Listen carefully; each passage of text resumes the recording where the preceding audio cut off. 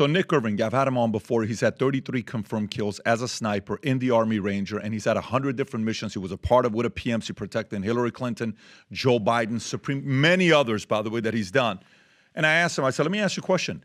If you were assigned to test the level of expertise our current Secret Service has as a sniper to show them how many leaks they have in the way they protect the president, out of 100 different assignments, how many times would you be able to take out their asset because they're not good at what they do? He says 98% of the time. Then I asked him, I said, if the president is your father, right after the assassination attempt takes place, you're a sniper with 33 confirmed kills, 3.5 months in Afghanistan, what would you tell your dad?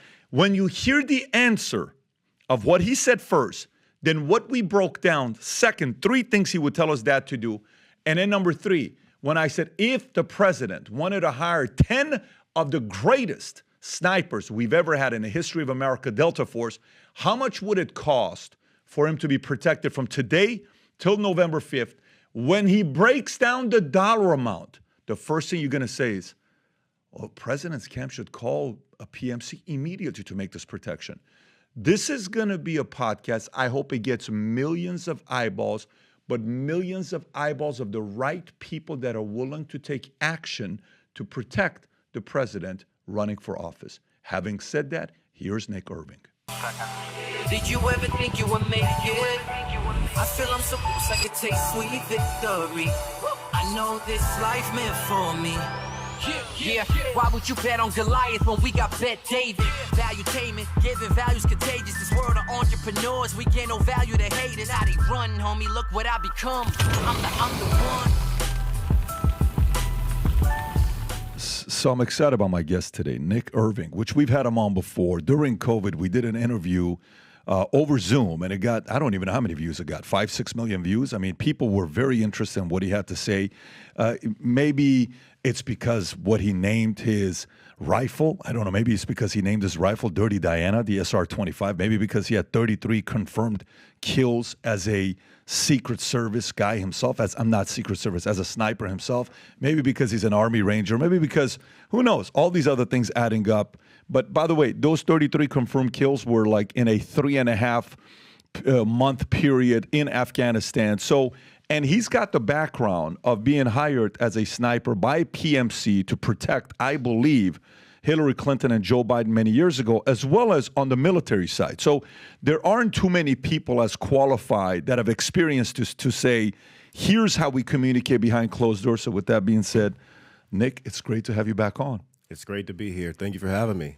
Of course, and I got to tell everybody, you're a New York Times bestseller. You got a new one coming out, Reaper, The Board. Rob, let's make sure we put the link below as well. But let's get right into it. Thank you. So, you know, I'll go through the timeline here in a minute, but I just kind of want to ask you, open-ended question. Mm-hmm. If a person is, like, when NHL season comes around and it's playoffs, you'll see guys who are in the playoffs, they'll come and do commentary, okay? If a UFC fight takes place, people want to hear what Rogan has to say because he's in the space. What does Daniel Cormier has to say? Because he was a fighter. What does Conor have to say? Their tweets during a fight is above anybody else's because their analysis is in that space. If a plane crashes from American Airlines, United Airlines, you'll bring somebody who was a pilot for 30 years and they'll give the perspective of what happened here, maybe even somebody that was a pilot that a plane crashed before. So we watch it from the perspective of American citizens concerned about, wait a minute, this guy almost got assassinated, right? How do you, as a former sniper with 33 confirmed kills, having worked as a PMC and a Ranger yourself, how did you, when you saw that, what was the first thing you said? The first thing I thought was it had to be fake. It almost seemed like it was AI. My mind could not comprehend exactly how that was allowed to happen. And when the news came out about who conducted the attack, that 20-year-old kid, Crooks, it was, I believe that's his name, Crooks. Mm-hmm. It was hard to fathom. I almost did not believe it. It seemed like a made-up story. I couldn't believe it at first. The gunshots also threw me off, but then I the sound that we were hearing was that supersonic crack, and then you heard the report of the rifle going off in the background. the AR-15. But the whole situation was weird, the entire thing. At the whole situation on day one. Day one. Now, at the beginning, when we saw it, everybody was showing the clips and all these videos were being posted. So we're like, okay, how many shots is it? Ta, ta, ta, ta, ta, ta, ta, ta, ta. And then 10 seconds later, ta. Yep. So I thought it was 8, then it was 9, then it was 10, right? And then FBI Ray is being interviewed, and he's asked, I don't know, Rob, if you got this clip or not, where he says, a total of 10 shots by only one shooter, okay, is what he's claiming. And he says, of course, there's a second shooter, but the second shooter is the one that killed the actual shooter. This is when Ray says there's nothing more than that, and he's confirming that in a hearing when he's asked that. Rob, you'll find it here in a minute. Is this it when he says how many shooters was there? Yes, it's where he's asked, did Crooks fire 8 shots? To which he replies, 8 cartridges were found on the roof. He says 8 cartridges were found on the roof. Go ahead and play this clip, Rob. Did Crooks fire 8 shots? We have recovered 8 cartridges on the roof. Okay. Did Crooks fire? We fired. So at this point, it's been a couple weeks. What do you know now yourself, having followed this closely? I know that the Secret Service messed up big time. And not just, I think it was at the highest level. I don't think that the communication from the local guys on the ground, I think there was a delay in communication. If not a delay, there was no communication at all, which is like a big screw up on their behalf. You're supposed to have that direct line of communication, especially for, you have the former president of the United States, and it looks like possibly could be the president of the United States once again. Just the lack of security and I guess the neglect of not having security measures in place, the communications in place. From what I know now, it just seems like, I don't want to be like a conspiracy theorist, but it almost feels like it was a setup at this point. There was so much, failures from the top down. So when did you start believing maybe it is a setup? Was it from day one? Was it day 2, day 3, week 1, week 2? When did you say, you know what, this is a little too weird now? It was day 1 when we found out that the 20-year-old kid climbed up on the rooftop. When I heard that he was on the rooftop, that was like a big sign for me that, why was a counter sniper team not having eyes on a vantage point like that? The high ground, that's like military 101. A civilian knows that. You want to have, not access, but you want to have eyes on the high ground. You want to dominate the high ground. I'd rather be on the high ground during an ambush as opposed to being, on the receiving end beneath. That really threw me off from a sniper's perspective, why someone was allowed to be on a rooftop within 400 feet or so from the presidential nominee. That does not make any sense to me. So did you, Rob, which video is this, Rob, that you have? This is Christopher Ray being asked if there were more than one shooter during the day. Go ahead and play this clip. A fairly active recreational shooter, so he did plenty of shooting. A lot of guys in Western North Dakota, right? I mean, all of those different things. And somehow we came within under of an inch of a presidential candidate being shot and killed within 100 days out from an election. And when you look at it, so I just want to be really clear, because there is a lot of this. There is no evidence of another shooter, right? Another shooter. There's the counter sniper who took out the shooter. Well, right. But you're talking about like another. Anybody else. And you're looking at his online and seeing all that, but there's no evidence he had any other accomplices on scene that day, correct? Correct. Not that we've seen yet, certainly. And you said, and Oversight's had a hearing, DHS had a hearing, we're having a hearing now. The Inspector General's going to investigate. We're probably announcing a bipartisan outside panel. But there's another investigation too, right? Because somebody has to clear the shooter. Like, even though it is a Secret Service officer deploying when an FBI agent kills somebody in the line of duty, what's the process?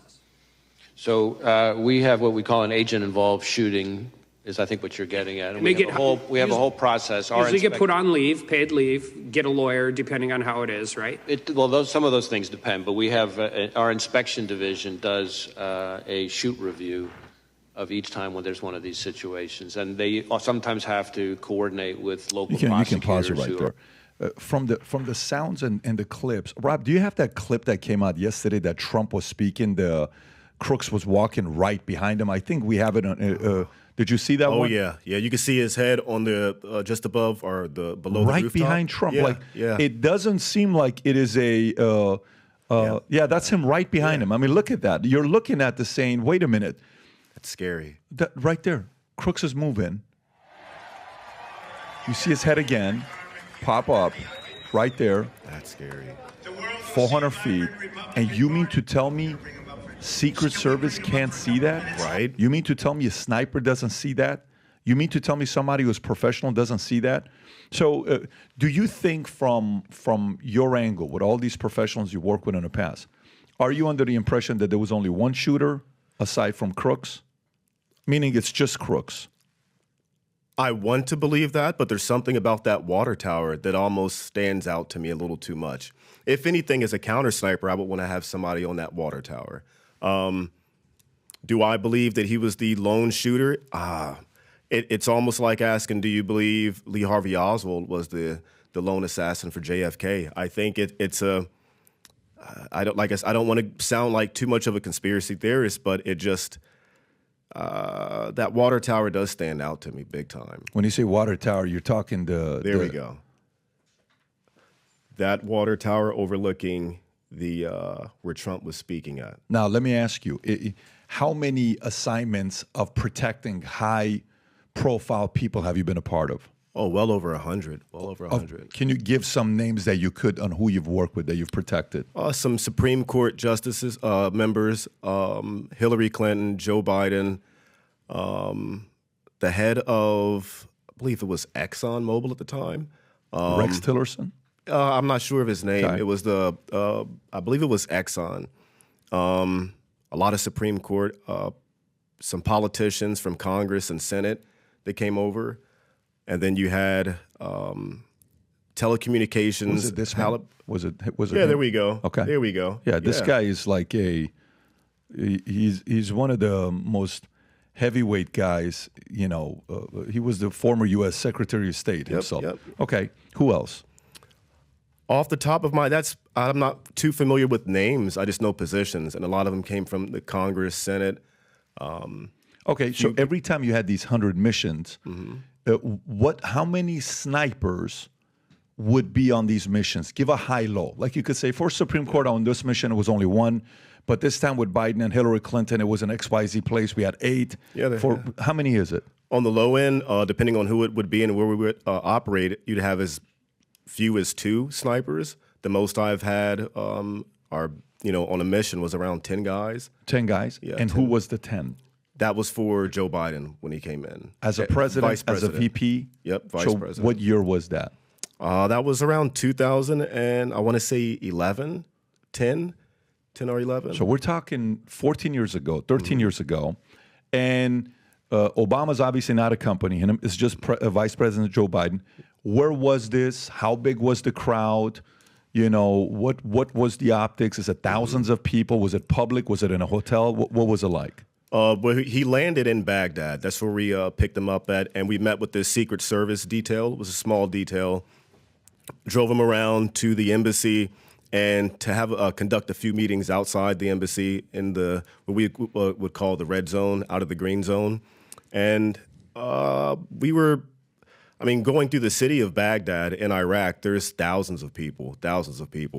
Once we got to the venue is where we would have, we would position set up our counter snipers and on rooftops and in vehicles and things of that nature. But once on venue, a few hundred people max, driving through the city to get to a venue, thousands of people. And at that time, he's a vice president. He's not a guy that everybody's watching. Like when Kamala was a vice president, there's a difference between Joe Biden as a VP in 2011 versus, Barack Obama in 2011 as a president. You have to protect them immensely. Then there is Trump 2024 with the level of controversy and all that stuff. So you would assume an event like this would maybe even be more than 8 or 10, right, Exactly. for president. Exactly. So if you guys had 8 or 10 for Joe Biden in Afghanistan, how many did you have for Hillary Clinton, and what year was that? It was around the same, 8 to 10 snipers, and that was in Baghdad as well. I believe that same year. I remember she came over and she lost a BlackBerry, a secured BlackBerry phone. And we had to. Was she forced to delete the emails in the BlackBerry? Oh, there was some deletion going on. Right. Yeah. Makes sense. Yeah. Makes sense. So, and this is also in Afghanistan? That was Iraq. That was Iraq. Okay. So for me, when we've done a lot of events in the last 20-something years, I run a sales office. When we would see any office we're doing an event at, okay, greeters, you're going to stand here. 3 people parking. People are going to come from here. Please direct them to park over here. Keep these spots for guests. Associates and licensed agents, you guys park in the back, so all the best parking for guests is going to be in the front. When you're greeting, here's the script. This is what you ask him. You give him the sticker, hello, my name is, and then you direct them. You guys will stand and give a tour. One person here, one person here, one person here. Just kind of move them all along to go into the big meeting. Once they enter the meeting, you're going to be able to greet people and walk them around. Make sure they're being networked. Don't just leave them hanging by themselves.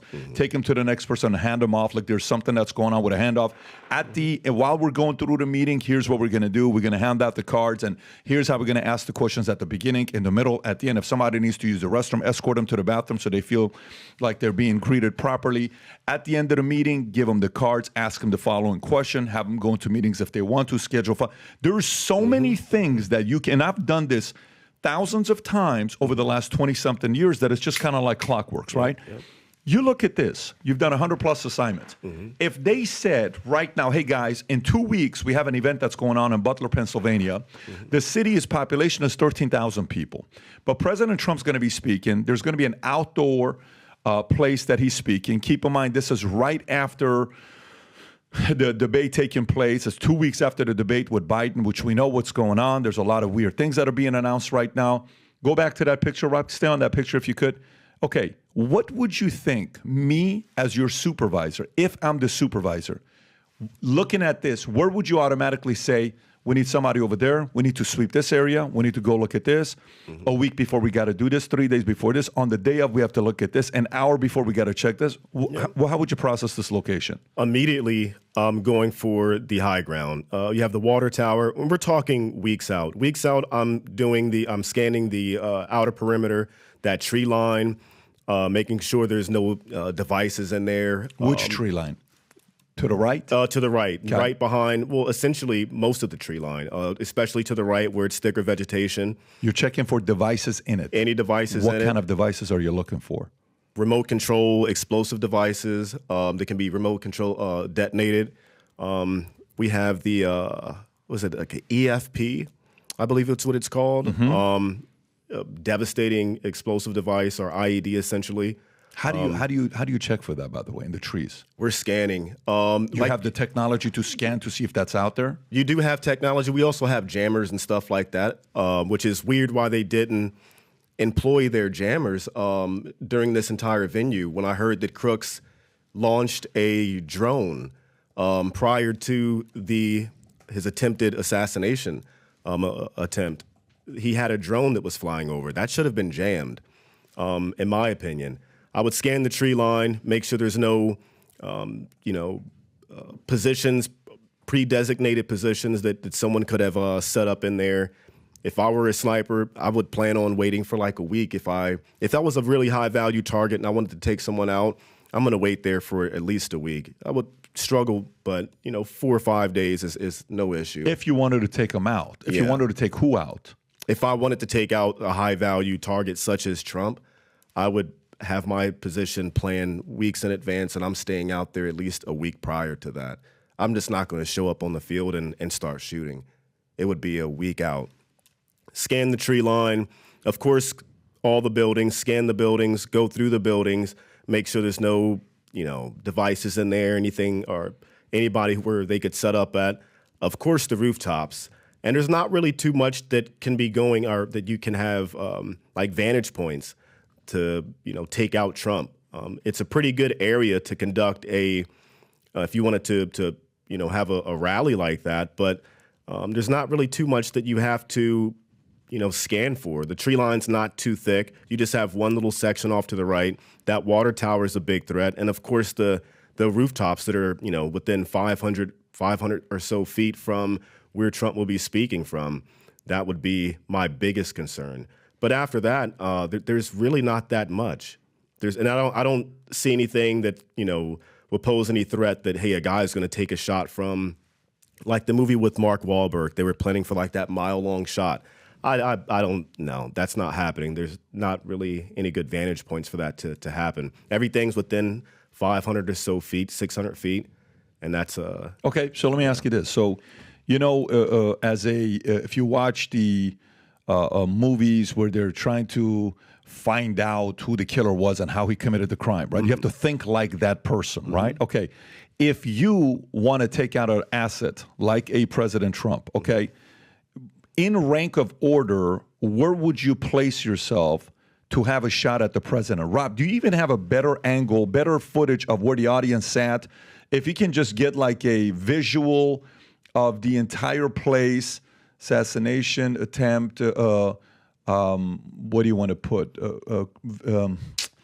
No, there's a word to put that's going to bring that up. No, if you put in like a visual assassination attempt location, just put assassination attempt location.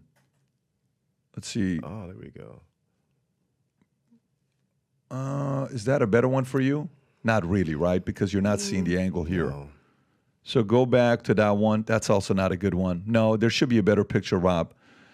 Because what I'm trying to find out is keep looking forward while I'm asking the question. If you're somebody that wants to take an asset like that, and you say, okay, 5 locations, I'm going to start off here, then here, then here, then here, then here. What would be the best place for you to set up to take out a president? Where would you set yourself up? I would not set up on the water tower, and I would not set up. Okay, Rob, just go back to the same picture that you had before. Just go to whatever you had before. Right there. Where would you set up at? Definitely not the water tower. That's way too obvious. Yep. I'm not too sure if those are homes over there, like a residential area. Top left? Top left. Okay. That would not be well, it depends on where Trump is at. That would not be a bad spot for me, but I would want to, I'm going to priority. I'll start from the worst location. The worst location would be water tower. 4th worst location would be that scattered tree line. I would go for right across that roadway, up towards the top corner of where Trump is speaking at, or across the street from there. I guess that's where all the people were parking at, the attendees. I would set up like the DC sniper did, shooting from the back of my vehicle, and that way I could leave relatively pretty quick and keep my shots somewhat muzzled. Yeah. I would probably go for the parking lot or across the street, as opposed to actually being anywhere on this scene right here. The tree line would be that's probably one of the worst places, and if it was a suicide mission, I guess. But in a situation like this, I would want to keep moving, which would probably be from the trunk of my car, laying down all the seats in the vehicle, poking out either a tail light or some cars where they have the key you can put in. I would pop that out, and where the license plate is at, cut a hole in the top of that where I can see it out through the scope, and probably take my shots from a vehicle and be off the scene right after I take the shot. Let me ask you this. So when you profile a person, like as a sniper yourself, you're taking out 33, right? I don't know if you're a sports guy or not. I don't know if you're a football guy. Okay, so really, if you think about how many different offenses there is, there's not 1,000 different offenses, right? It's a certain number of offenses. If I'm a running back and you can see I'm in play action, running backs behind me, how many really plays do I have?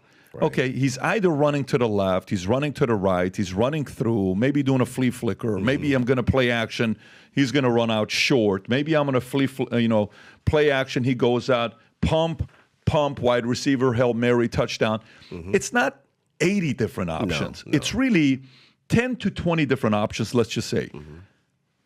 For you guys in your world to know how a sniper thinks, is there like 50 different things that a sniper would do? Or is it like, no, the best snipers are going to have one of these 5 to 15 things that they would be doing?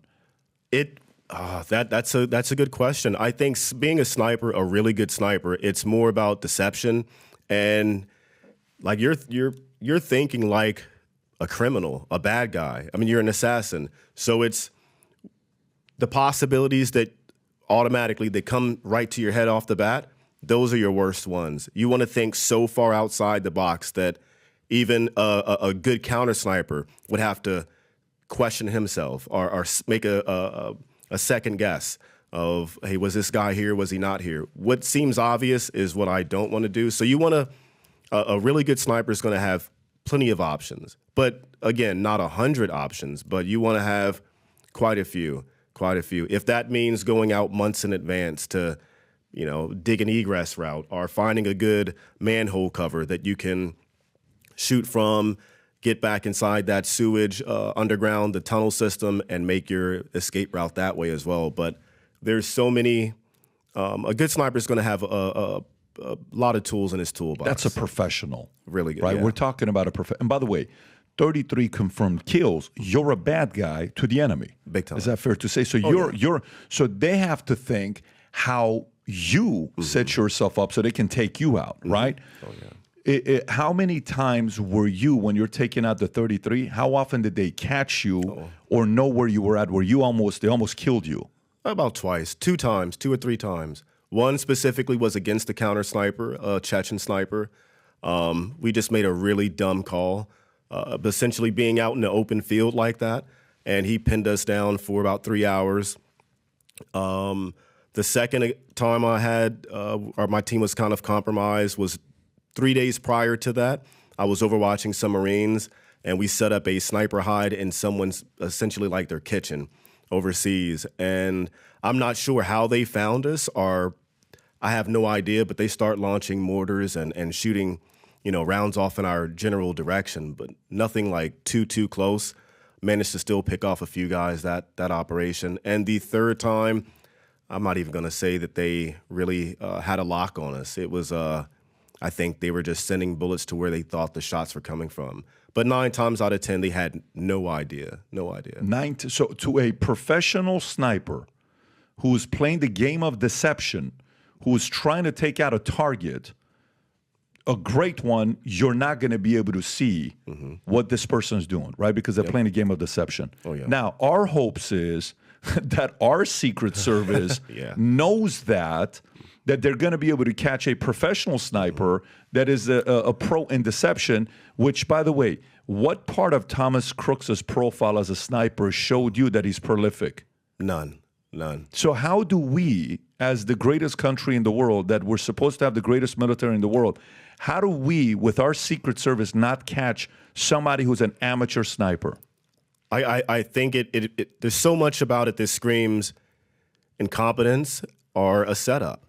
But I also know, having worked with Secret Service and training with Secret Service, their counter sniper teams, like they're good, they're really good. But if they were going up against, let's say, if a me or something like that, and I wanted to really stretch out some distances, they're I don't think so. Like they'd have a hard time. So you think even like you think out of 100 missions, you're hired to find leaks. When I worked at Bally Total Fitness 20-something years ago, they had something called shoppers.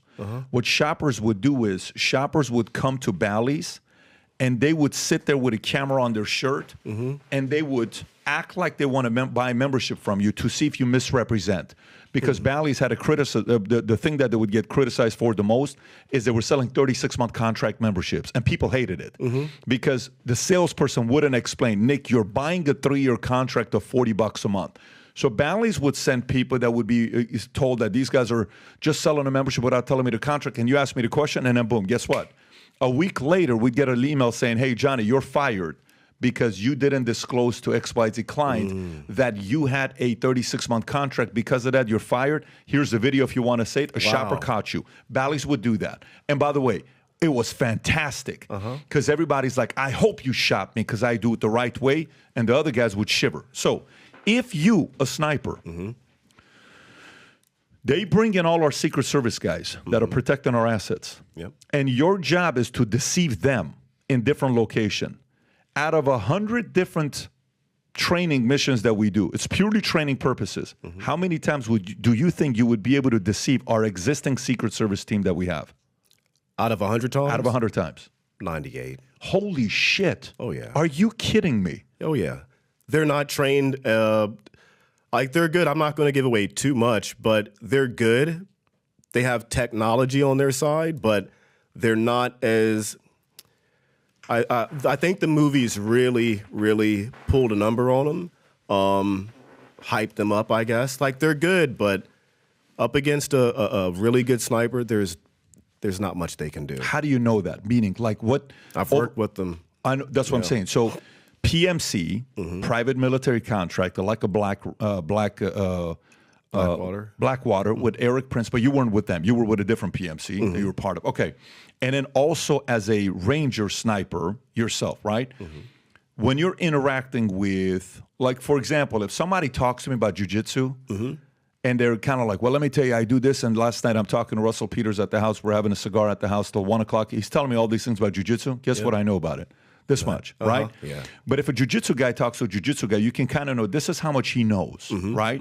Same with basketball, same with sports, same with business, same with investments, same with being a sniper. How do you know when you talk to a Secret Service person or you say, yeah, this guy's full of shit, he has no clue what he's talking about? What signs does it give you to say they're incompetent?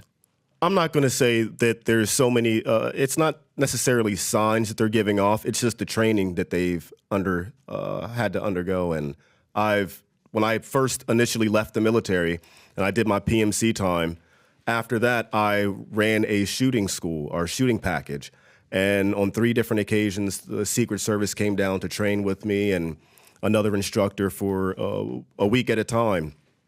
And once we got to certain distances, for guys like us, it's considered like, oh, that's a pretty good shot. That's an easy shot. But when they got on scope and got on glass and it came time to actually engage targets, it was night and day. It was night and day. They only stretched their rifles out so far. And the line of work that they're doing, they're not, they're more of like your basic, I guess, SWAT team, high-level SWAT team sniper. They're not shooting great distances. If I wanted to assassinate a president or somebody like that, it would be, I'm stretching shots out like easily over half a mile. And they're counter snipers. It'd be hard for them to plug me at that point. Your experience from you guys as snipers talking in the marketplace, who's known for being the best snipers? What country produces the best snipers? Oh, what country? I would say, oh, wow. Country. Germany's pretty good. Germany's pretty good. That's almost like, that's basically where sniping started. Germany's really good. In the United States, military branch-wise, Marines. The Marine Corps, they produce the best, absolute best snipers. Why do you think Germans produce the best snipers? They've had their schools for so long. We would, after a war, the U.S. military would kind of like disband the sniper schools. I think they just got rid of one of the sniper schools in the Marine Corps, something like that. There's a sniper school that they just recently disbanded. So I believe that with the German snipers, they never, what is that? After a century of a legend building, the Marine Corps is doing away with the scout sniper as part of a large force redesign, and 8 Marines who graduated on December 15th signaled the end of an era. That's crazy. That is insane. Yep. 7 months ago. They produced the best snipers. I shot with the Marine Corps in the international sniper competition, and that was like 60 or so sniper teams from all around the world. They believe the Marines got 3rd place. We got 4th place. Worldwide. Who was first? Delta Force was first. Delta's first. Delta is still ahead of Marines when it comes down to being a sniper. They're really good. Who's second? Navy SEALs or? Surprisingly, no. Who was Green Berets were second. The Green Berets were second. Very interesting. Yeah, they have a really good sniper If school. we take our Delta snipers, who won, and we put them up against Germany's snipers, how do we weigh against them? Shooting, I would pick Delta on shooting. When it comes to the tradecraft and the art of being a sniper and the stalking, I'm taking Germany. Have you ever trained with the German snipers or no? No, I went to Finland and I trained with the Finnish snipers and the Estonian counter snipers. What did you hear about the methodology Germans use to train their snipers? Their history and their lineage. They're so old school, but they're really good at the fundamentals. They are extremely good at the fundamentals. And I think something that we kind of lack, or that we did lack, was we would kind of get cocky, I guess, a little bit, and we let technology start to take over. They stayed so well with the basics. They had a really good grasp on the basics, and that's what made them really, really good. Got it. So let's flip this. So the Secret Service members that are assigned to protect the most important assets, we're talking purely presidents, okay? So Trump, Biden, Kamala, Obama, Bush, these guys, okay? But you, as a sniper yourself, out of 100 different missions, 98% of the time, if you really wanted to take out an asset, you could do it successfully. Oh, yeah. So you think you could, out of 100 different speaking engagements that Trump is doing, 98 out of 100 of them, if you really wanted to take out Trump, you could do it. Oh yeah. So okay. So now, what makes do you come from a place of if we were to put a number of how many people would want Trump eliminated, it's probably a big number, right? Oh yeah. And if they just saw an amateur almost take out a president. And some of these guys worldwide are sitting there saying, "Yeah, he almost did it as an amateur. If he doesn't turn his head, he's dead." Yeah, great. That means America's Secret Service sucks. Yep. They're delusional.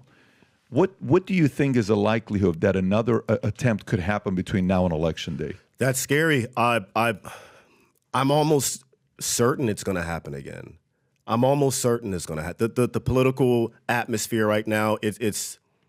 You can almost feel it. It's so thick in the air. You can feel it. I know for a fact, well, I'm not going to say for a fact, but I believe if he were assassinated, waking up that next day would have been a different America. I believe that.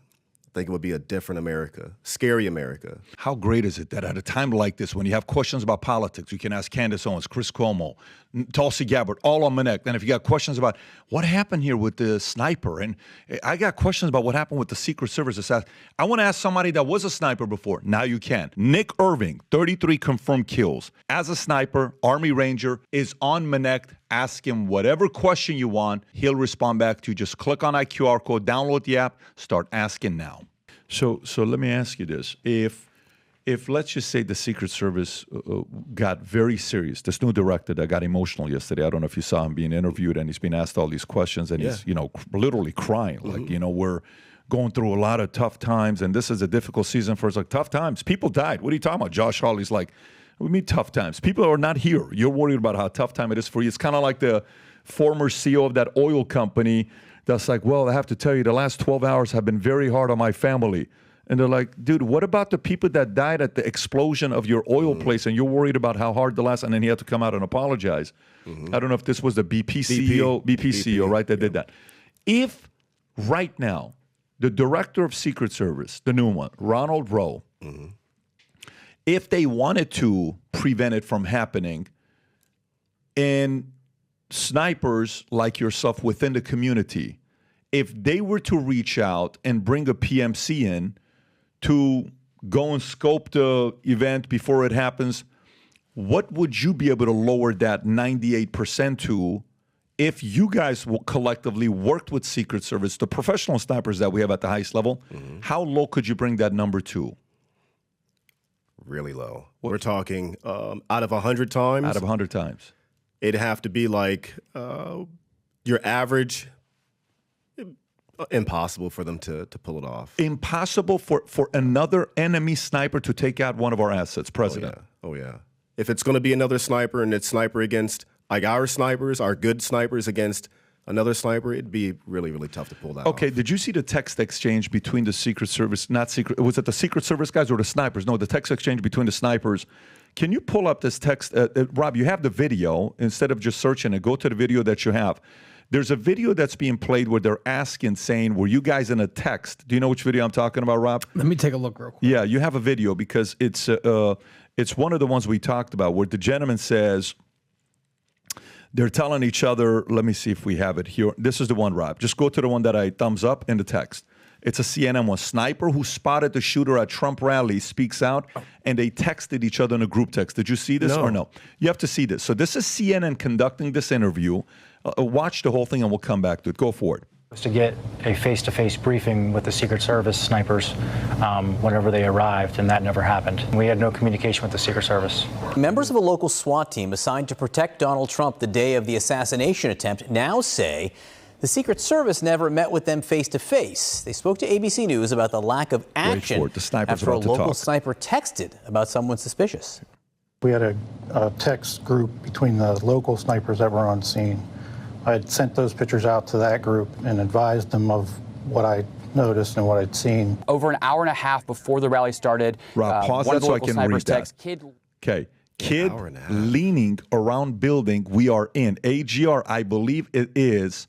I did see him with a rangefinder looking towards stage. FY, if you want to notify Secret Service snipers to look out. I lost sight of him. Also, a bike with backpack sitting next to it in rear of building that was not seen earlier. Call it into command and have a uniform check it out. Keep playing it. This is a text exchange between, I think the group text is 7 of them, if I'm not mistaken. Keep playing it. Learning around building we are in, a little typo there. I did see him with a rangefinder looking towards stage. FYI, if you want to notify SS snipers to look out, I lost sight of him. So during a mission, first, I'll just open it up. Do you have any thoughts on just hearing what he has to say, the sniper? That was really good target detection. Like in the sniper community, sniper world, that's called TD, target detection. And him picking out the bike wasn't here a minute ago, it is here now with the back. It was really good target detection and really good communication between those snipers. What should in a traditional missions that you've been a part of, 100 plus, what should happen next? That should have immediately went to the Secret Service. Okay, but it did though. Based on the text, it did immediately go to Secret Service. Send it to command. What should happen then? They should have had uniforms right there on the spot, like within seconds. Within seconds, they should have had uniformed officers confronting that Crooks guy right there on the spot. There should have not even been a delay like that. No, it was way too long of a delay. That should have been, once it was called out and you have your counter sniper saying, hey, we have some really suspicious activity, and especially like with the laser rangefinder, that only tells me one thing, that this guy wants to engage, possibly Trump or whoever, but there's no reason why you have a laser rangefinder during a rally. The only reason why I would want to use that is to engage a target. He should have had uniformed officers on him from immediately. Yeah, I mean, this again prompts a lot of different questions. Okay, let's continue. So if they call you and they say, hey, Nick, we want to help you, and in the sniper community, how many other snipers are you in communication with that you've known over the years? How many snipers do you communicate with? To this day, I just talked to one yesterday. It's well over 30. Of the 30, how many of the 30 did you guys communicate collectively together the last 2 weeks? Oh, it's been nonstop. With all 30 of you? Just about, yeah. And what is everybody saying? Is any one of the friends that are snipers like you, is anybody saying something unique? Are you guys all on the same page? Is there a debate where one person says, no, I think it's this, no, I think it's this? How aligned are you guys with what you think happened? 98% of us are on the same page that it just seems like a setup. And then there's like 2 other guys that believe that there was more than one shooter. And I think the reasoning behind that is because of the accuracy of that 8-round burst that he had with that AR-15. He obviously had some shooting skills prior to engaging Trump, but it was just his accuracy with that 8 to 9 round burst and the video when the first shot is when Crooks sends that first shot. they don't see any recoil and they don't see any disturbance from the muzzle during that first shot when Crooks is engaging. Have you listened to the sound of the 8 shots to see if it's the same exact weapon? It sounds like it to me. It sounds like it's the same weapon, but then you can hear the return fire like 10 seconds or so after that. Right. To me, it sounds like it's from the same direction. Whether it's from that rooftop or not, I can't without, I'd have to, I guess, be there on the ground. Rob, is this the 5 shots or the 8 shots? This is the 5-shot burst. Then the last 4 were world record speeds. Can you see what I'm saying? That's weird. That's weird to me. And I could see why the other 2 guys that I've talked to are like, it sounds and it feels like there may have been one. Let me ask, can you play this, Rob? Sure. So get this. Here's what I want. So those 5 shots, 1, 2, 3, 4, 5. This is mysterious because these 5 shots here, when you take a look at them from the beginning of the first shot to the beginning of the 5th shot, so that's how fast you could take those 5 shots. It turns out that the total thing is only 0.775 seconds from beginning to end. Now, as a shooter, I'll tell you, you kind of have to work at it to get 5 shots off in 0.775 seconds. A 55 is kind of slow at this range, so I'm going to listen really good for that timer, get in the center and punch out 5, see if we can make it under a second. And this guy's good. Here we go. So let me ask you, what's your time? Like if you were to shoot the 5 shot as a professional sniper, 33 confirmed kills, what will your time be with the 5 shots? At that distance? Yeah. Like within 150, 130 yards, 5 shots. Feeling it accurately, 1.5 seconds possibly. And you're a professional. You're at 1.5. And that's getting like if I want all hits, and that still is at that distance. It's a chip shot, but that rapid pace, that's kind of that's a tough one. That's a tough one. What if it's not even a accuracy? What if it's just like you're an amateur? How fast could you go if accuracy was like within 95%? You're not trying to be 100% accurate. Mm-hmm. How many seconds would it take to get 5 shots off? About a second. So even a quarter of a second less than what this guy did. Yeah. And this guy's supposed to be an amateur? Right. It's weird. Okay, out of all your 30 friends, the snipers that you're in communication with, how many of the 30 could do 5 shots in 0.75 seconds? We're capable of doing it, but we're looking at with an M4 AR, unsupported, prone position. And not only that, he's not even using a scope. He has just a red dot. We're still looking at about my time. That's about a second. So even out of all your 30 peers who are professional snipers, none of them could hit the 0.75 seconds? 0.7, that's a fast speed to get 5 rounds off. So how does an amateur do that, Nick? No idea. The whole thing screams conspiracy. The whole thing does. That's a fast shot. And at that distance, you got to think in basic training, I would zero my weapon. Let's get out of basic. I zero my weapon at 100 yards. And that's putting 5 bullets into a object the size of a quarter. But that takes, of course, time. If I'm going to use like an AR-15, 0.75 seconds is extremely fast to get 5 rounds off at that distance. Who's the greatest sniper you've ever been around? That I've ever been around? That you've shot with? Wow. It'd have to be the guy who ran my sniper section in battalion. Okay, so the guy who ran the section in your battalion, what would he be able to do? About a second. Same thing. That's under a second is fast. Under a second. At close distance, I could do about 0.7, half a second. And that's cranking out as fast as I can, but at really close, like room distances. Not 150 yards. Ridiculous to me. Yeah, not 150 yards though. Now I'm gonna have to go back and try it. I'll send you the times, but that's a tough shot for under a second. 5 rounds. Rob, can you check in the Slack? Brandon just sent you something in Slack. Pull up. I want to look at all 10 shots, and I just want to get your organic reaction to the 10 shots and how you see the whole thing. The 3, the 5, the 1, and the 1. Rob, if you have it, if you can just go to it so we can. Is that the one?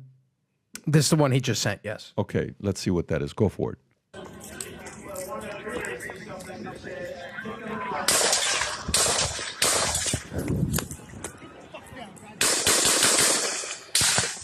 That's 9.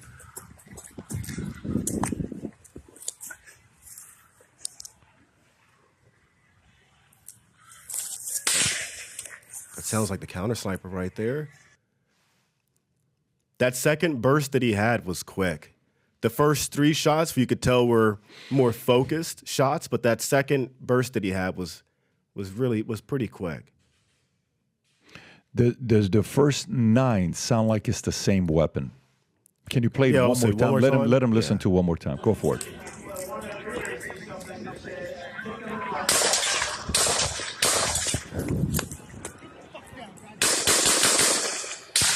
That's a different one right there.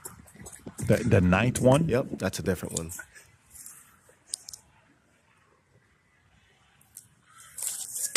And that's a different one.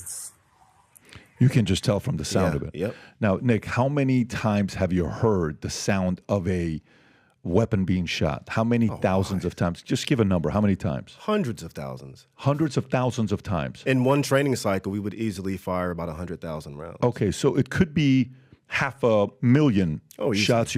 Okay, so you know a great mechanic will sit at a restaurant and he'll play the game. You know, the game is like, you know how we'll play the game? What song is this? You have to guess it within the first 2 seconds. Yeah, and he's like, it's this song. Yeah, I remember that. 80s, da-da-da-da. Oh, okay, great. A professional mechanic will sit at a shop, or we're at dinner, or we're doing something. He's like, you hear that car? Yeah. That's a McLaren P, da-da-da. You hear that? That's a motorcycle. It's not a Ducati. That the car was you hear that? That's a Honda, you know, such and such. Hey, can you hear that? That's a Toyota Supra 1998. That's a Nissan 300ZX. That's a Ferrari. That's a Corvette Z06. No, that's the Corvette ZR1. A great professional person who knows cars knows the sound of an engine. Okay? That's their job. It's music to their ears. Like a musician can hear a song and just go on the piano and be able to play it within a second, because that's what professionals do. You're a professional. If I right now took you and I had you look at me, not being able to see who's shooting what behind you, and we have 50 weapons to shoot, okay? And these are weapons that you know all of them. Let's say we choose 20 weapons that you know all of them, right?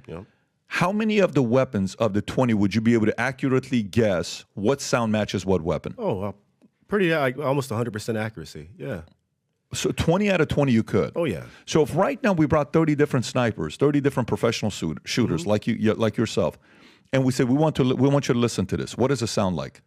You heard 4 weapons or 3 weapons? I heard 2. I can definitely tell that the first one is a 5.56 AR platform, and the 2 shots that came after that almost sounds like a 308.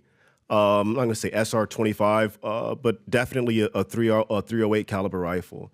But it also sounds like it's incoming fire at that point too. Those last are not incoming. It's a closer. It's in closer proximity to the whoever has the microphone.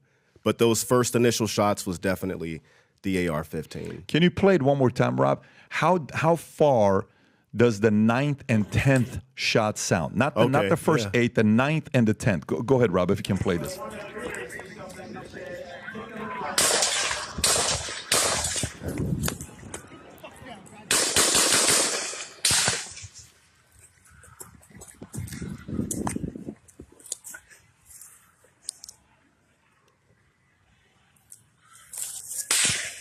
That's income. That's further away. That's further away. The last one. That last one was further away. I'd say from the microphone, that's over 100 yards, away. That last one definitely was a different one. The last 2 were definitely different, but that last one it was very distinct, very distinct. It's just weird how, and I thought I heard it the first time when I first heard that shooting clip. I was like, that's two different rifles, completely 2 different rifles. And they're saying that all came from Crooks. Yeah, they're saying it's a 1 shooter and the one at the end that killed him. Oh, no. It's definitely two different rifles going off. Now, here's another one. I don't want to throw a curveball. Rob, you want to play the clip of saying the fact that he got shot? There's a clip that came up that showed that some are saying that maybe even he got shot when he was on top of it. I don't know if you have that clip, Rob. It's not this one. It's not this one. It's one that shows. Let me see if I got it for you. So Crooks shot before. There's a video. If you just go on. If you type in on Twitter, type in Crooks shot before, okay? Really? Crooks shot before. This is one that just came out, I think today, 11 hours ago. And this is that a lot of people are sharing. Again, keep in mind, we don't know any of this stuff. We're purely speculating. Actually, go to the Colin Rugg video if you can. That second one right there. So let's first read what he says, and then let's play, because that clip's got 10 million views. Video filmed by a Trump PA rally victim shows a person running on top of the roof, which we know it's Thomas Crooks, shot from moments before Trump was shot in the face. This video was obtained by Fox News and filmed by James Copenhaver, who was shot twice. The video was taken at 6:08, just 3 minutes before Crooks opened fire. It's unclear how the snipers did not pick this up. Okay, go ahead and play the clip, Rob. So watch this. I think there's okay, this is the one without music in it. Okay, because you don't want to have the music in it. Go ahead.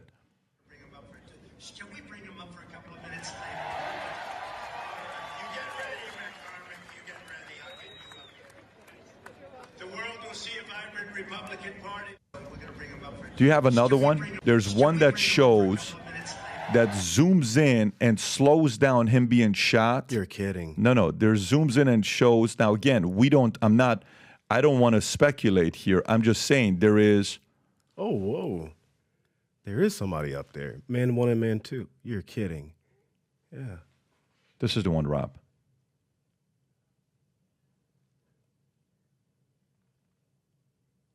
Is that a flag or a man to the left? It says man. And then if Crooks comes up.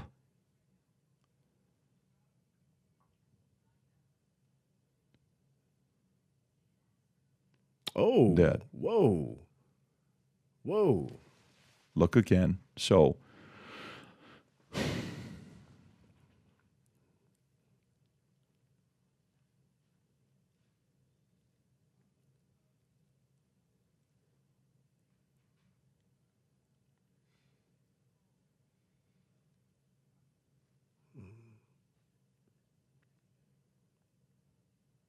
Wow. Yeah, that right there shows that's a sudden move. Wow. This just came out. Boom. And by the way, they're saying this is 2 or 3 minutes before him getting shot.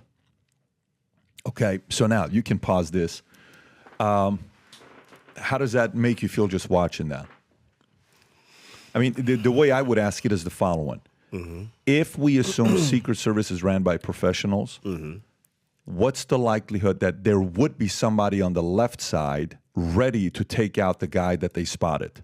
If you're assuming Secret Service and snipers are professionals, someone would be up there. Someone would be up there. So so let's first confirm that if we want to say the Secret Service members are pros and they're protecting the most controversial asset worldwide, whose name is Donald Trump, then one would assume that, yes, I'm not surprised that a man 1 is on the left that would take out the other guy, right? Exactly. Yep. Okay. Looking at man 2, which is Crooks, the way it looks, some may say, well, the graphics are not that clear, where it's not this, where it's not that. From the way you look at it, does it look like he's getting shot? Honestly, it may be a pixelation issue. Secondly, it would be the fact that no one heard that. Even if the guy was shooting suppressed, you're going to hear it's a relatively loud snap. Even when I had most of my shots, if not most of them, the majority were all suppressed, and the guys on the ground 100, 300 yards away would still hear me cracking off rounds. Can you tell me what to Google to know what the sound of a suppressed gun? Like, give me whatever gun and I'll put suppressed. See what it sounds like. SR-25 suppressed. SR-25 suppressed. Rob, can you just go type in SR-25 suppressed and then go to the, is this one? That's Does this the make same rifle I used. Okay, Yeah. go for it. Let's hear it.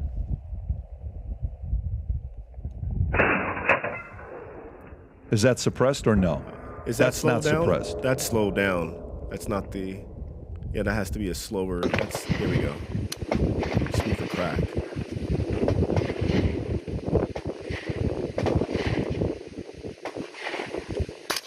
There we go. So there's still a sound. Oh yeah. Oh yeah. Got it. There's no way you're not going to hear that. You would hear that. 100%. Can you go back and see with Trump speaking? Is the video showing with Trump speaking or no? Or is it just a video, like the audio, does it allow us hearing Trump's? You're not hearing that, right? I'm not. Well, then that's another thing, because if that clip is being played and they're adding B-roll to it and it doesn't have the song, go to a 12-second one. See if the 12-second one we can hear Trump. Can we bring him up for a couple of minutes? You get ready, McCormick. You get ready. I'll get you up here. The world will see a vibrant Republican Party. Nope, there's no sound. No sound. Okay, so this is nothing. You don't. I don't think so. I think it's a pixelation issue, especially like right when he goes behind that wire, whatever that wire is. I think it gets kind of distorted. Yep. But you would definitely hear a suppressed shot over him speaking. Okay, so let's say Nick, you're President Trump's son, and your son that served the military. You're a well-known decorated sniper like yourself, 33 confirmed, 3.5 months, Afghanistan, 100+ assignments you've been on, protecting a VP, protecting Hillary, First Lady, protecting a bunch of Supreme Court guys. After this event happens, he's at the house or on the Trump plane, and you're talking to him. And even fast forward to a week later, after you've seen all these different things that is going on, you're sitting with the family. It's yourself. It's, say, his daughter Ivanka, Junior, Eric, all the people that are involved. What are you telling your father? I'm telling him to, if not switch up his entire team. My dad, that's a tough one. I would not want him to continue to run under that Secret Service, detail. I would be in fear of my dad losing his life every time he went out, because it feels like the powers that be possibly just don't want him to be in power. And the amount of just controversy, and there's more questions than we have answers at this point. And I don't think we shouldn't even be at this level. I think that I would be in fear of my dad's life, and I would debate whether I would be comfortable with him continuing on to even venture out and hold these rallies, or even let alone become the next president. Okay, so let's role play. You say that to me, and I tell you, Nick, you're overthinking it. America needs me right now. We need to make America great again. You know I'm not going to stop. So I understand. I love you. You're my son. I appreciate you giving me love and looking out for me. But tell me this. I'm going to do this. What I need from you is, what can we do and what do we need to do internally ourselves to make sure we're fully protected? 100% re-vet everybody. Go back through the vetting process again. Re-vet everybody. Somebody's from at the highest level. You'd have to.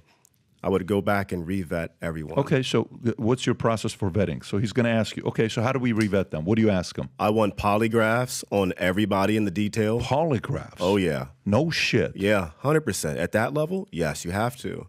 You have to. Okay, go. I'm following. Polygraph, what else? I want polygraphs done, complete history check for the past 10 years, and possibly even look at cell phone records as well. I need to know who you're talking to, texting, work phone, personal phone. Yeah, 100%. Those would be my big three. Okay, so I got a polygraph, a complete list of work history last 10 years, cell phone. And so on the polygraph test that you do, what questions are you asking me? I'm one of the guys. What are you going to ask me? Did you have any prior knowledge to the attempted assassination attempt? Did you have any prior knowledge that... anything, I guess, yeah. Did you have any prior knowledge of an assassination attempt against Donald Trump would be one question.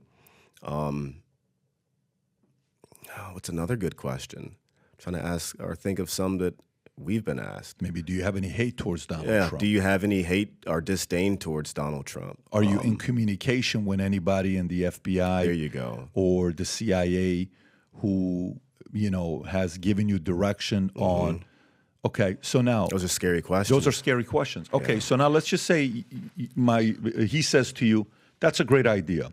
He goes to his guy and says, everybody needs to be vetted with these following 3. Say the team is 100 people, 50 people that you're going to go vet. Okay, of the 50 people that you're going to go vet, 10 people say, I'm not going to go through the polygraph test and give up my phones. You're done. Automatic, you're out. Automatic, you're done. Okay, the other 40 that say yes, you go through it. Say 2 people come out, you feel uncomfortable. Well, now you keep the 38. Yep.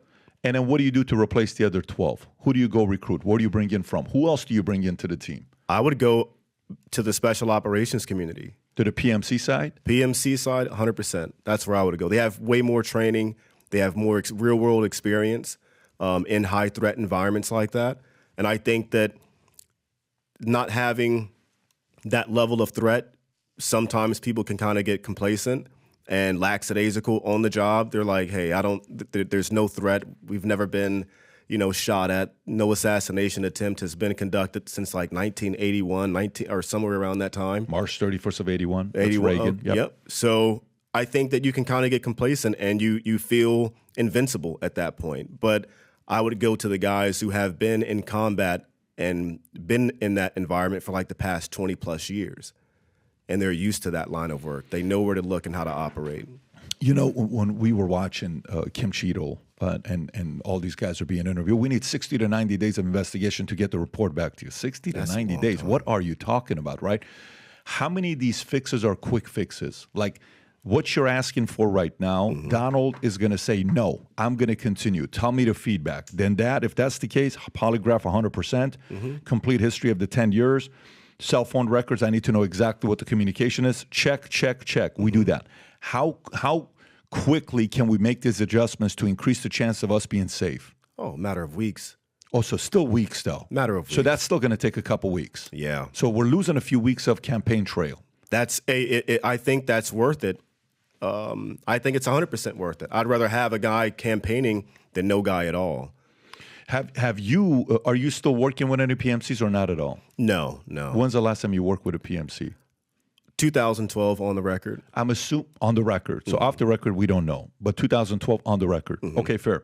So have you or any of your 30 snipers that are top 30 of the best snipers in the world, definitely in America, have they gotten any calls from any PMC saying we need new people to be hired to protect the president? Has there been any activity in the back end? Negative. It's more so guys are going overseas. The latest hotspot, where is this guy going? I want to say it was Libya. I think it was Libya, somewhere around that area. But yeah, no phone calls from Secret Service. So let me ask you. Let's just say if I'm part of the Trump administration, I'm close to him, and I say, look, President, we've raised, let's just say $400 million, give or take, whatever the dollar amount is. We have to hire people. How much would it cost me to hire 10 of the best snipers from a PMC for them to be vetted with all these things that I have here to bring in, that I'm going to have them with me between now and November 5th? 10 snipers, what would it cost me between now and November 5th? So let's do the math. That's 90 days, so 3 months. So calculate 3 months for 10 snipers. $1,000 a day. $1,000 a day, so it's really $900,000. Bro, that's nothing. Nothing. Are you freaking kidding me? That's a good paying gig. Oh my God, $1,000 a day. Are you kidding me? So I can go. So I can get a hold of 10 snipers that I can have with 90 days. And who else would you hire? Like typically, like let's just say you want to develop, like we're developing a new site, an aggregator site that we're using 15 machine learning guys, but we need to have a project manager that's managing these guys to make sure we hit the hard deadlines and we're getting weekly reports and all this other stuff. So if I get 10 snipers that I bring in, who else do I need to hire to be able to manage and lead these guys to work together? What else would I need? One manager, one team lead. Of course, your weapons. You need an armorer. Yeah, and it's a Okay, small let's go team, with it. yeah. One manager, one team lead. How much is that? 90 days. $1,200, $1,500 a day. $1,500 a day. So let's just go $1,500 a day. Mm-hmm. That's $135,000 over 90 days. Team lead and manager, same price. Can we say the Same same price, thing? yeah. So let's say $270,000 I got right there. Mm-hmm. Okay. I have $900,000 for the 10 snipers we're looking at. Mm-hmm. And then how much is it to rent the weapons? Or do guys bring their own weapons? I would probably go with the weapons they asked for, get new weapons. How much is that going to cost me? 10 snipers. High end, we'll get some really good glass too, Schmidt-Bender scopes, maybe some 6.5s, 308s. All in all, you could probably 10 snipers. Everything you need $100,000 Total for the 10. So 10 grand We're a talking piece. radios, everything. Yeah. So to rent those equipments for 90 days is 10 grand per sniper for 90 days. You can go a little bit higher than that. There's some running about $15,000, $20,000. Let's say 20. Okay, Yeah. so we got another $200,000 Yeah. for equipment. At this point, I'm at 117. I'm at $1,370,000. And if we were able to do that, Nick, if we were able to do that, we spend $1.4 million to get 10 snipers like you who are very good at what they do with 2 team leads, all the equipment properly. Between now and November 5th, what would be the likelihood of somebody being able to take out President Trump? Impossible. Did you say impossible? Impossible. President Trump's administration, I hope you're listening to this. Okay? And is it easy for them to get a hold of PMCs to get this done? Oh, yeah, 100%. So how many PMCs are there right now that they can call that can help with this? At that level, snipers, not many snipers. I would say good, active, still up to quals. Thousands. There's a few thousand. There's few thousand snipers. 3,000 to 5,000 snipers. 3,000 to 5,000 snipers. Yeah. And is there a way for me to get to the top 1% of all the snipers? If it's like 3,000 snipers, I get the top 30? Yeah, I know a guy. Okay. Yeah. And so would the cost for that go higher than $1,000 a day? At that level, you can bump it up to probably $1,500 a day, and we're talking the best, $1,500 to $2,000. $2,000 a day, you're going to get some high quality SAS style Delta Force guys. Let's go to $2,000 a day. That makes it $1.8 million. I'll have to add another $900,000 to this budget. We're still only at $2.27 million. You got a good team. And if I get these guys that are Delta guys for the next 90 days, am I bulletproof 100%? Bulletproof. Bulletproof. Bulletproof. That's so for me. See, the process we just went through right now, and I appreciate you helping me out going through this process together. One, as a son, what would your feedback be? Number one, Dad, stop. I don't want you to do this because we love you. We don't want you to do anything. You went straight as a son talking to the father. Father tells you, I appreciate the love. I'm doing this for America. You can't stop me. I'm going to do it now. I want you to think about what things for me to do if we were to move forward. Perfect. I knew you were going to say that, and I'm ready for that. Number one, we have to go in, check everybody out, polygraph. Number two, we have to make sure we check their 10-year work history. Number three, we have to go out there and get all their phone records, who they're communicating with. Anybody that doesn't even want to do this, they're out. Okay, these guys don't want to do it. You're out. These other guys want to do it. Come on in. Next, we need to get 10 of the best snipers, a team leader, manager, get the equipment that's going to cost us around $2.2, $2.3 million. Okay, make the call. I want all the 10 snipers to be former Delta guys. I got them. They're lined up. They love you. They want to work for you. Perfect. Let's go. Now we're safe and protected. Let's roll. Yeah. Let's go on the campaign trail. 100%. And from the process of us deciding we're going to spend this $2.2 million to getting the guys here with me today, how long would this take? Weeks, couple of weeks, a week and a half. So a week and a half would be what? It's kind of like, you're watching like some of these movies where they're like, hey, guys, hey, oh, shit, I'm on a prime. I'm in. Okay, boom. We need you to meet you 10 days over here. Yes, we're in. Too easy. That's it. Too easy. Okay. So look, it could be less than that. Less than that. Especially in an occasion like this, where it's such a historic moment, people may want to do it for less money. People may want to do it more even. I've heard pro bono. I've heard guys who would do it for free.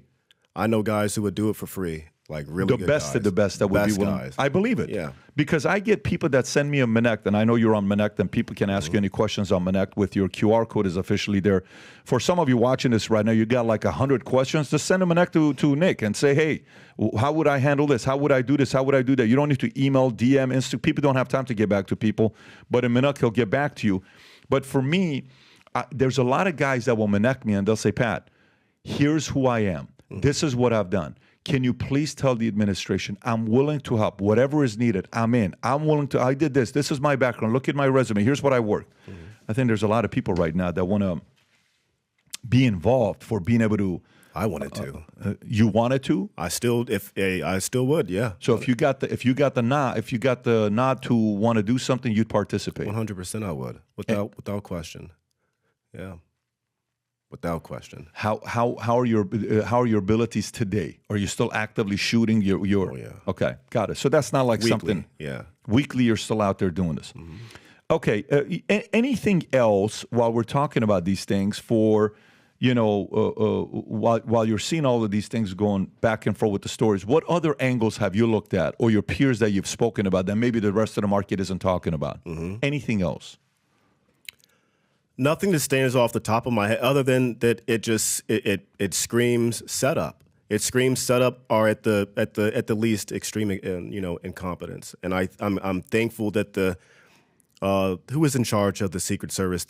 She was a female. Kim Cheadle? Yeah, she's gone now. Stepped down. Yeah. That's a good sign. But now we have to look at where do we go from here? And there's so many more questions that need to be answered, and none of them really have been answered straightforward. Like, they give one answer, and you have more questions that spring and spread off of that. It just seems really deceitful to the American people and to Trump to not have a straightforward answer as to what happened. How was there so many failures, catastrophic, just a cascade of failures from the top down? It's hard to comprehend. And at that level, like, we were good at what we did, and we never lost the client. And if we were ever shot at, the client had no clue we were being shot at, especially when we're driving and stuff like that. But once we were at venue, we've never had an incident ever. What do you mean the client never knew you guys got shot at? So there were times where a person shot at you, but you guys took care of that person trying to shoot you that wasn't even a concern. Nobody even thought about it. Nothing. No. Well, we were driving around in like 4 or 5 vehicles. They would be in one Suburban. I was more times than not in the rear Suburban.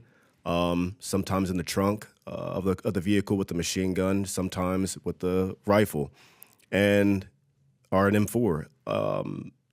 The client had no clue what happened. It's over by the time it started, if they were able to get a shot. How are you communicating with each other? How is the team communicating with each other? All headsets. All headsets? All headsets. God, so are you guys texting? Are you guys doing any kind of a Signal or WhatsApp or anything, or no? We could. We had like little Nokia phones that had certain technology in it, but most of it was just over secure radio. And there really wasn't much communication that we were all, trained to a standard. We didn't have to ask questions like the Secret Service did when they were protecting Trump, such as like, where do we go now? Or where do we go from here? Or what are we doing? Some of the questions that they were asking while, bullets were flying and they were huddled over Donald Trump at the time. They were asking, what are we doing? Where are we going? And that was really weird to me. That would have never been asked. He would have been off the X, meaning the danger zone where those shots were coming in at the podium. He would have been off that within a second. And they stayed up on the that stage for, felt like an eternity. It was over 20, 30 seconds at least. And that was hard to comprehend, why it took so long to get him off the X, the danger zone. Do you think in a climate like this, with access to everything that we have, we're going to find out if this was an inside job, if this was just a flawed, massive screw up by the Secret Service and a local police department working together? Do you think we'll get to the bottom of this? Or there may be a possibility that it'll be a similar thing to JFK that we'll never know? There we go. I think we'll never know. I think they have already gotten to the bottom of it. It's just I don't think that we'll have the privilege of knowing what happened. Because if it was really that bad and the Secret Service sucked that bad that day, then it gives away too much information that another potential shooter or enemy of the country, it gives them weight. I mean, they don't really need to be told. They saw it. A 20-year-old kid with zero training, zero background, was able to pull this off. So they've already failed. Why they're that bad or were that bad, I don't think we'll ever know. that goes into the top secret SCI level, that, compartmentalized information we will never know. This is one of those things that, like, if a whistleblower was to come out at a time like this, oh my, to share, like, if there's ever been a time to do that, this would be a time where his life would be in danger, or her life would be in danger. Whoever it is to come out, yeah. Okay, Nick, about the book, Reaper the Board. What can you tell us about the book? Essentially, it's what we've been talking about and what's been happening over the course of the past 2 weeks, assassinations. And after I left the military and did the autobiography deal, I wanted to push myself off to the side and create a fictional story, a fictional character that uses the brain that I have and I guess, carries out, not I guess, but he carries out various assassinations within our government. For this book, it was, I know we took out the head of the Central Intelligence Agency, National Security Agency, and the vice president. And they're all a part of a secretive organization. I guess you can call it a conspiracy. Depends on how far you want to dig down that rabbit hole. But human trafficking, drug trafficking, the interconnections and the connections we have within our government and other foreign governments, how things are taken care of.